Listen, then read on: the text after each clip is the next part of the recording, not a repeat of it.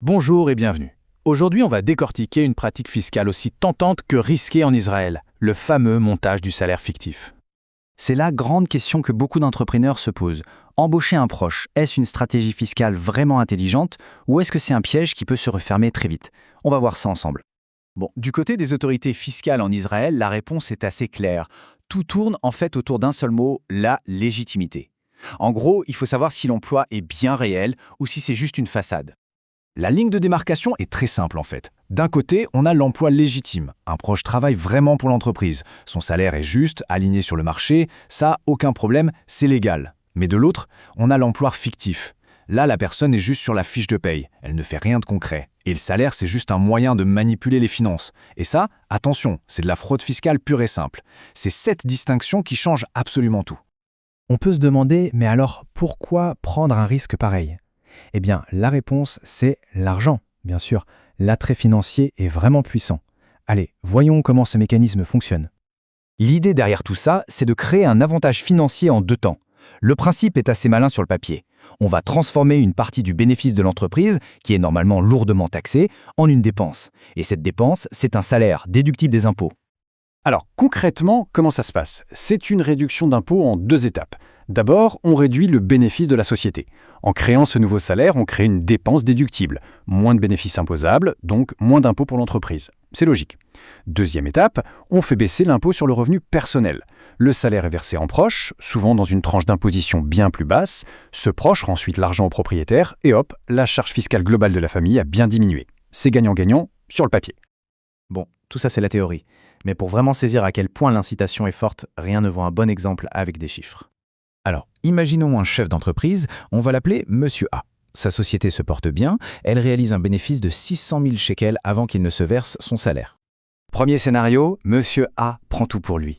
Sur les 600 000 shekels, l'addition fiscale est salée, environ 235 000 shekels. Maintenant, deuxième scénario, celui de la combine. Il se paie 400 000 shekels et il verse 200 000 à son épouse.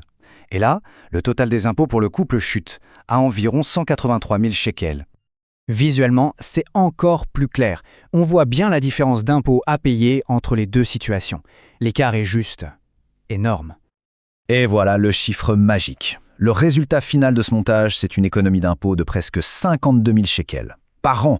Là, tout de suite, on comprend mieux pourquoi la tentation est si forte.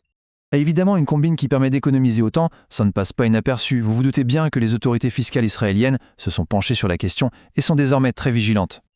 La position du gouvernement est, on peut le dire, sans aucune ambiguïté. C'est très simple. Un salaire doit correspondre à un vrai travail, payer un prix juste, celui du marché. Point final. Et concrètement, ça veut dire quoi? Eh bien, ça veut dire que les contrôles fiscaux ciblés sont de plus en plus fréquents.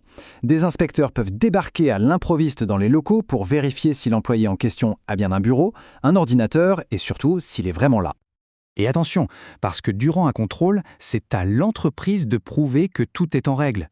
L'inspecteur va vouloir des preuves concrètes, la présence physique de l'employé, un poste de travail, mais aussi des emails professionnels, des rapports, bref, des preuves que des tâches ont bien été effectuées. Un simple contrat de travail, ça ne suffit plus du tout.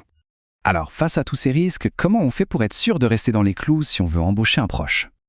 La règle d'or est simple, c'est celle du salaire raisonnable. Ça veut dire quoi? Ça veut dire qu'il faut payer à son proche le même salaire qu'on aurait payé à un parfait inconnu pour faire exactement le même travail. Le lien de parenté ne doit avoir aucune influence. Et pour se protéger, la meilleure des défenses, c'est une documentation méticuleuse. Il faut tout garder, tout archiver. Chaque email, chaque document produit, chaque tâche accomplie devient une preuve en or pour justifier la légitimité de l'emploi en cas de contrôle fiscal. Au final, cette illusion d'une économie facile peut très très vite se transformer en cauchemar fiscal. Alors la vraie question à se poser, c'est celle-ci. Est-ce que cette illusion d'économie vaut vraiment le risque de subir la réalité d'un contrôle? En d'autres termes, est-ce que le jeu en vaut la chandelle?